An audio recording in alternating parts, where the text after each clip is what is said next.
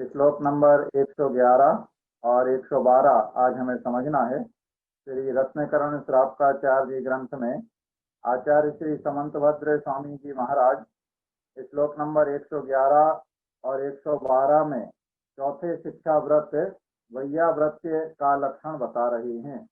चौथे शिक्षा व्रत के दो नाम इसमें दिए गए हैं। अतिथि संविभाग शिक्षा व्रत भी इसे कहा गया है और वैयाव्रत्य नाम का शिक्षा व्रत भी कहा गया है। दोनों के बारे में इसमें लक्षण और व्याख्या बताई जाएगी।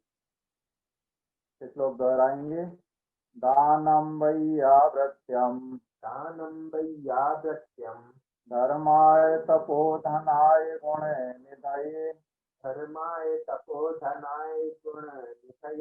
अनपेक्षितोपचारो अप्रियमग्रहाय विभवेन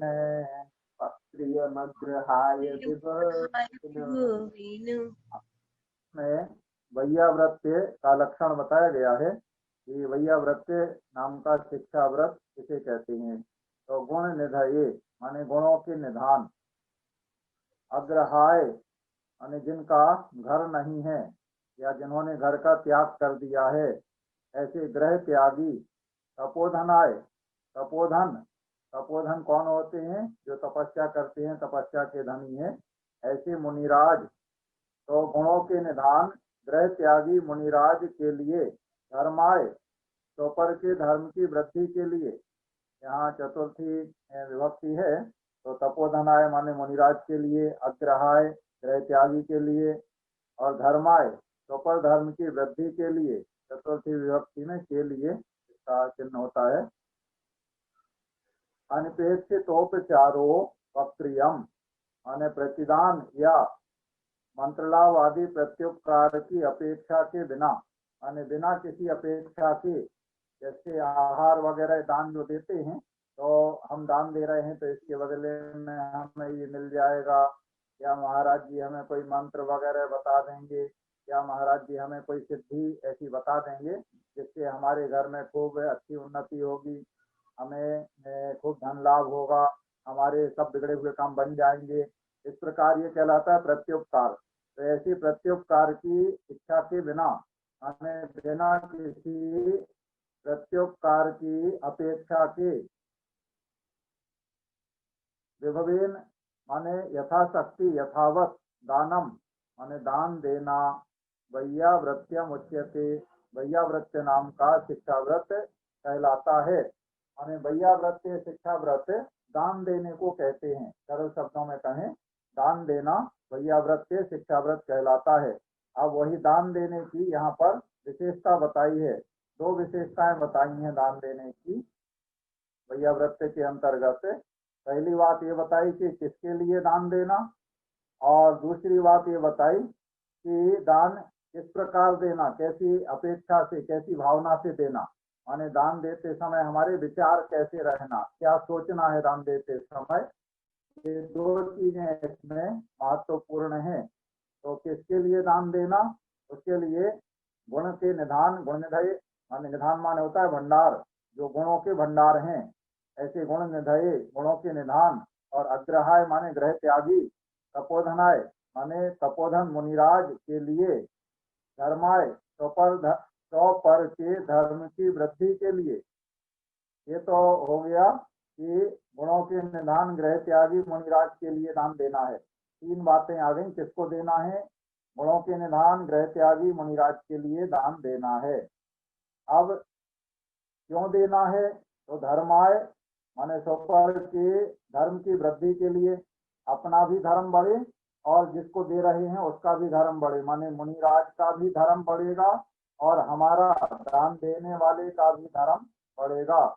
दान की परिभाषा में यही बात आती है, चौपर उपकार के लिए दान दिया जाता है, अपना भी भला होता है दान देने में और जिसको दे रहे हैं उसका भी भला होता है, देने वाले का भी भला और पाने वाले का भी भला, दोनों का उपकार होता है दान देने में। तो धर्माय माने 100 पर धर्म की वृद्धि के लिए, और इस प्रकार से देना अनपेक्षितोपचारो अक्रियम प्रतिदान या मंत्र लाभ आदि प्रत्युपकार की अपेक्षा के बिना, प्रति उपकार की अपेक्षा के बिना, माने हम आपको दान दे रहे हैं तो हम आपका उपकार कर रहे हैं, तो इसके बदले में हमारा भी आप कुछ उपकार करें, ऐसी भावना नहीं होना चाहिए दान में। प्राय लोक में ऐसा ही देखा जाता है, आपका कुछ किया तो उसके बदले में आप हमारा कुछ करेंगे, इस प्रकार की भावना लोगों की रहती है। तो दान देने में नहीं होना चाहिए। दान देने से उपकार तो दोनों का होता है, लेकिन इस प्रकार की भावना या मन में इस प्रकार के विचार नहीं होना चाहिए कि इनसे हमें ये चीज मिल जाएगी या ये चीज मिल जाए, हमने दान दिया है, ऐसा नहीं होना चाहिए। इस प्रकार से दान देना, कैसे देना, यथाशक्ति, जितनी शक्ति है उतना ही दान देना। शक्ति से ज्यादा हमारे जैन आचार्यों ने दान देने में या तपस्या करने में या व्रत नियम आदि का पालन करने में, हर चीज में बार बार ये बात कही है कि यथाशक्ति करना चाहिए। शक्ति से ज्यादा ना तो दान देना चाहिए, ना शक्ति से ज्यादा तपस्या करना चाहिए, ना शक्ति से ज्यादा कोई व्रत नियम आदि का पालन करना चाहिए। शक्ति से ज्यादा करने में क्या होता है, जब शक्ति से ज्यादा करेंगे तो वह टूट जाता है, जहाँ अधिक दबाव पड़ेगा तो वहाँ टूटने की संभावना रहती है। तो यहाँ टूटने का मतलब क्या है, जैसे दान हमने ज्यादा दे दिया, अब हमारे पास में धन वगैरह जो भी पदार्थ हैं तो उनकी कमी हो गई, तो मन में खेद होने लगा, या घर परिवार के लोगों में आपस में विवाद होने लगा। इस प्रकार की बातें कई जगह देखने सुनने को मिलती हैं कि घर के कोई सदस्य ने अंदर में दान दे दिया या कोई गोली वगैरह ले ली, और उसके बाद में उसने घर आके बताया, घर के लोगों को पता चला, उनमें आपस में लड़ाई झगड़ा और विवाद होने लगते हैं कि इतना तुमने क्यों दे दिया, ऐसा क्यों कर दिया। तो इस प्रकार की बात ना हो, इसलिए यथाशक्ति देना चाहिए। या जरूरत से ज्यादा दे दिया तो उसके घर की व्यवस्था ही बिगड़ गई, ऐसा भी होता है, तो उसमें फिर आपस में परेशानी घर के लोगों को हो जाती है। इसी प्रकार से त्याग, तपस्या करने में कोई बहुत ज्यादा तप करेगा, सामर्थ्य उसकी उतनी नहीं है, तो कहीं बीमार हो जाएगा या शरीर में बहुत कमजोरी आ जाएगी, इस प्रकार की बातें होती हैं, तो फिर उसको धर्म में मन नहीं लगेगा, आलस आएगा, कोई भी कार्य अच्छे से नहीं कर पाएगा।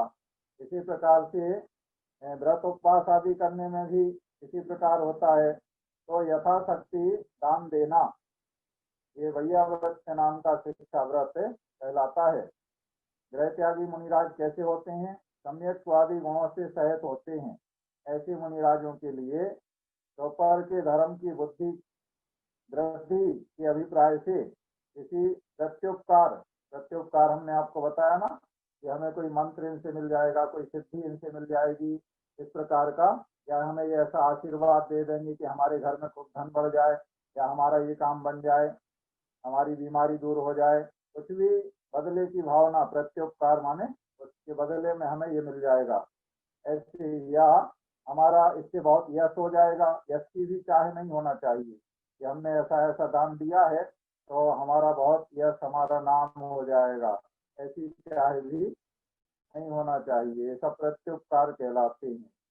और इस प्रकार अपनी शक्ति के अनुसार यथा योग्य चतुर्विध दान देना। 4 प्रकार के दान, अभी इसी में आगे 4 दानों के नाम आएंगे, और उन 4 दानों में अलग अलग कौन प्रसिद्ध हुआ है, उनके नाम और उनकी कहानी भी हम आपको बताएंगे। तो इसे वैया व्रत के नाम का शिक्षा व्रत कहते हैं। तो यहाँ पर देखो, मुनियों की बात यहाँ पर आई है, सपोज हम गृह त्यागी मुनियों के लिए, तो ये उत्कृष्ट बात है। जैसे तोषदोपवास में कल श्रद्धा ने प्रश्न किया था, तो वह उत्कृष्ट रूप से तोषदोपवास करने की इसमें बात बताई गई है। इसी प्रकार से वैया व्रत में उत्कृष्ट रूप से गृह त्यागी मुनियों के लिए, जो गुणों के धनी हैं, ऐसे निधान हैं, उनके लिए दान देना वैया व्रत से कहलाता है। और इसी को हम मध्यम और जघन्य रूप से देखें तो जो अन्य जो गृह त्यागी जैसे खुल्लक अहिलक आदि हैं, वो भी आजकल गृह त्यागी होते हैं, और जो प्रतिमाधारी हैं, गृह त्यागी नहीं है, ऐसे तो प्रतिमाधारी से लेकर के 10 प्रतिमाधारी तक ये व्यक्ति अपने घर में रह के साधना कर सकते हैं, ऐसा विधान है।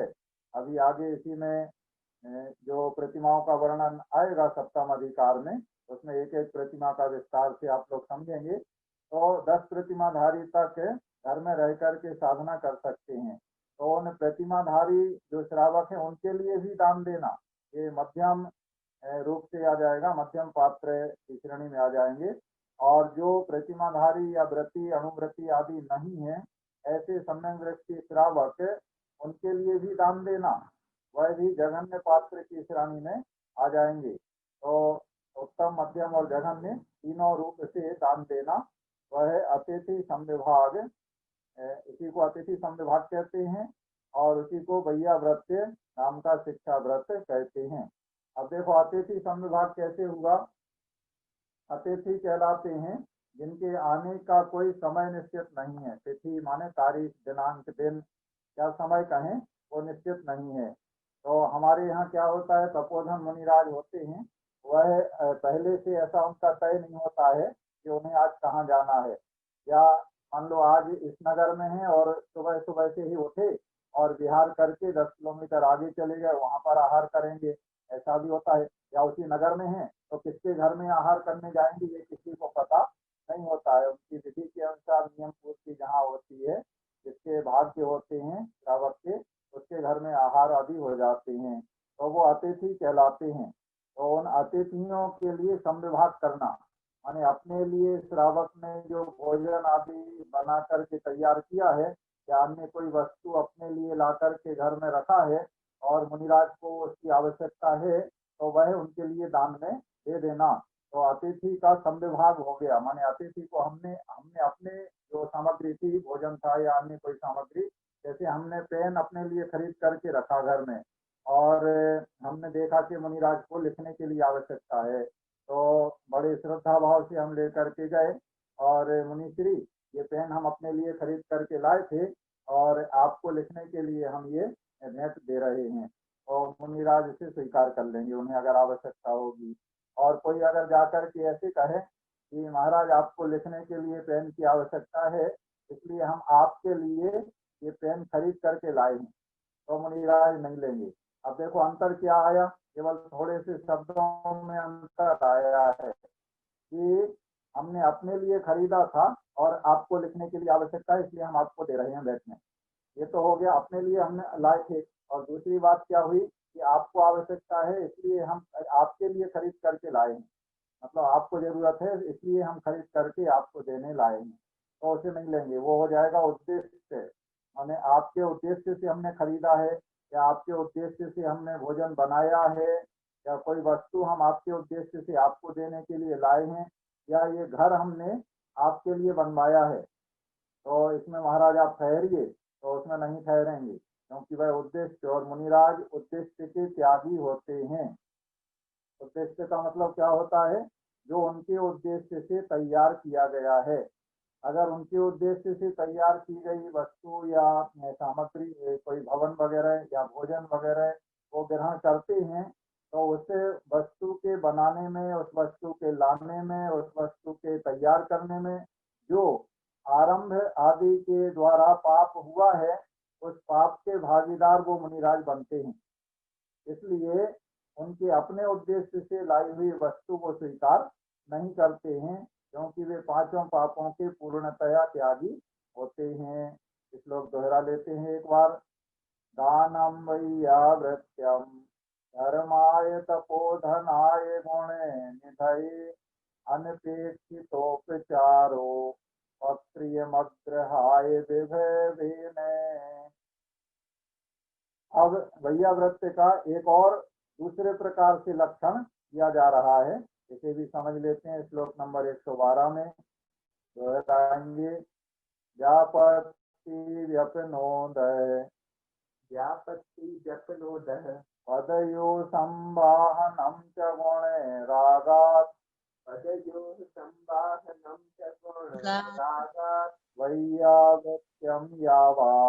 वैयावृत्यम यावा नुपग्रहोऽन्योऽपि संयमिनाम्।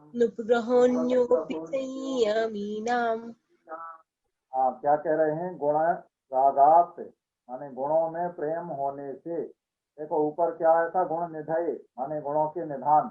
तो जो ऐसे गुणों के निधान हैं उनके गुणों में प्रेम होने से गुण रागात संयमी नाम, संयमी जनों के लिए। तो संयमी जन वही हैं जो ऊपर आया था अग्रहाय तपोधनाय, उन्हीं के लिए यहाँ संयमी नाम कहा है, संयमी जनों के लिए या व्रतियों के लिए। तो यहाँ संयमी जन और व्रति जन में वो सभी आ जाएंगे जिनकी अभी हम बात कर रहे थे, ऐसे हारिका, तुल्लक, तुल्लिका, ऐलक और जो प्रतिमाधारी व्रति हैं वे सभी इसमें संयमी, वो सभी संयमी कहलाते हैं, जिन्होंने दूसरी प्रतिमा से प्रारंभ करके आगे की कोई भी प्रतिमा तक लिए हैं या ग्रह त्यागी हो गए हैं या ग्रह में रहते हैं, सभी संयमी कहलाते हैं। तो ऐसे संयमी नाम व्रतियों के लिए, संयमी जनों के व्यापत्ति व्यपनोदा माने दुख को दूर करना, ऐसे संयमी जनों के दुख को दूर करना। क्यों दूर करना?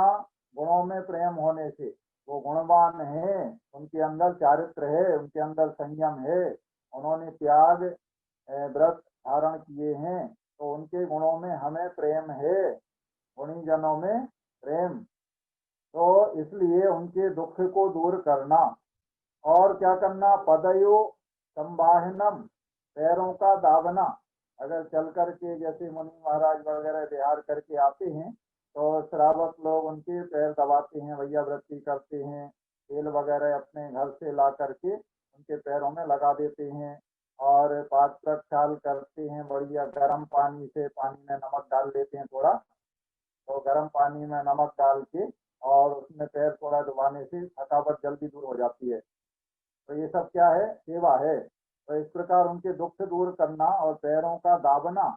और अन्य अपि यावत, और भी जितना उपग्रह माने उपकार है, और भी जितना उपकार है, जो कुछ हम उनका गुणी जनों का उपकार कर सकते हैं वो सब प्रकार से उपकार करना। वैयाव्रत्यम, वैयाव्रत्य कथ्यते कहलाता है। हर प्रकार से ऐसे संयमी जनों का, व्रती जनों का उपकार करना। तो इसमें दो चीजें बता दी हैं कि पदियो संवाहनम माने पैरों का दाबना और व्यापत्ति व्यपनोदा माने दुख को दूर करना। तो दुख में सारी चीजें आ जाएंगी। मान लो वो बीमार हैं तो उनका बीमारी का उपचार करना, कहीं तेल मालिश करना है या सिर दबाना है या कुछ और। खाना पीना तो उनको कुछ है नहीं, एक बार ही आहार लेते हैं, उसके बाद तो 24 घंटे कुछ नहीं करना है। तो ऊपर से लेप वगैरह औषधि दी जा सकती है, तो लेप लगा देना। फीवर वगैरह है तो ऐसे पट्टी वगैरह पानी में गीली करके सिर पे पट्टी रखते हैं तो उससे फीवर कम हो जाता है। वैसे जिस प्रकार से जो उनका दुख दूर हो ऐसा उपाय करना। और पदियो संवाहनम पैरों का दाबना, ये किसका? गुणों में प्रेम होने से व्रती जनों का, संयमी जनों का। और अन्य भी जो कुछ उपकार हम कर सकते हैं या जिसकी उन्हें आवश्यकता है ऐसा उपकार उनका करना, ये सारे कार्य वैयाव्रत्य कहलाता है। तो ऊपर उन्हीं गुणी जनों के लिए दान देने की बात कही गई है, तो पर उपकार की भावना से बिना किसी प्रत्युपकार के, और यहाँ पर उनके दुख दूर करना, उनके पैर वगैरह दबाना, अन्य भी जो भी उपकार हम कर सकते हैं या जिसकी उन्हें आवश्यकता है। देखो मुनि महाराज बोलते नहीं है कि हमारा ये काम कर दो, अगर वो बोलेंगे तो उनको सोच लगता है। तो श्रावक में ऐसी बुद्धि विवेक होना चाहिए कि वो स्वयं समझ ले कि क्या आवश्यकता है इनके लिए, माने इस समय क्या जरूरत है, तो वो जरूरत को अपने आप श्रावक पूरा कर दे। इस प्रकार की भावना और इस प्रकार का बुद्धि विवेक श्रावक को लगाना होता है, और इसे इन सारे कार्यों को वैयाव्रत्य कहते हैं। अभी वैयाव्रत्ति में और क्या क्या चीजें आती हैं ये आगे और बताया जाएगा, काफी विस्तार से वर्णन है, 11 श्लोकों में पूरा वैयाव्रत्ति का वर्णन किया है। जिनेन्द्र देव की पूजा, जैसे मंदिर में हम लोग पूजा अभिषेक करते हैं, उसे भी वैयाव्रत्ति में शामिल किया गया है। ये विशेष रूप से इसी में आचार्य समंतभद्र स्वामी की दृष्टि में रत्नकरण शास्त्राचार में ऐसा वर्णन आया है कि पूजा करने को भी वैयाव्रत्ति में शामिल, वो अरहंत देव की वैयाव्रत्ति है ऐसा इसमें माना गया है। तो आगे उसका विस्तार से वर्णन आएगा। अभी वैयावृत्ति और अतिथि संविभाग ये दोनों एक ही नाम है। जैसे व्रत का लक्षण दो प्रकार से आपने समझ लिया है। इस श्लोक एक बार दोहरा लेते हैं। व्यापत्ति व्यपनोदय पदयो संवाहनम च गुणे रागात् वैयावृत्यम यावा नुपग्रहोन्योपि संयमिनाम। इस प्रकार आज का क्लास का पढ़ाई का कार्य पूरा हुआ।